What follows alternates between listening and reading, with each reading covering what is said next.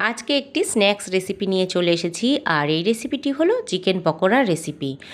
আর রেসিপিটি বানাতে আমার লেগেছে একটা ছোট্ট পেঁয়াজ, হাফ ইঞ্চি আদা, দুটো কাঁচা লঙ্কা, 4-5 কোয়া রসুন দিয়ে একটা ভালো করে মিক্সড পেস্ট আমি বানিয়ে নিয়েছিলাম। আর আমি কিন্তু এখানে বোনলেস চিকেন নিয়েছি 250 গ্রাম, আর একটা ডিম দিয়ে দিয়েছি।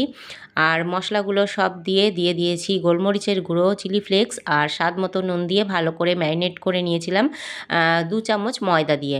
এবার এটা আমি কিছুক্ষণ ফ্রিজে রেখে যখন আমি ভাজবো তখন কিন্তু আবার বের করে নিয়ে 2 চামচ কর্নফ্লাওয়ার দিয়ে আমি চিকেনগুলোকে আবারও ম্যারিনেট করে তেলটা গরম হওয়া পর্যন্ত তারপরে কিন্তু আমি ছাঁকা তেলে চিকেন পকোড়াগুলো ভেজে নিয়েছি। দেখো কতটা সুন্দর লাল লাল করে ভাজা হয়েছে, একদম গোল্ডেন কালার চলে এসেছে। তো তোমরা কে কী রকমভাবে চিকেন পকোড়াটা বানাও অবশ্যই কমেন্ট করে জানিও। আর আমার এই চিকেন পকোড়ার রেসিপি তোমাদের কেমন লাগলো কমেন্ট করতে ভুলো না।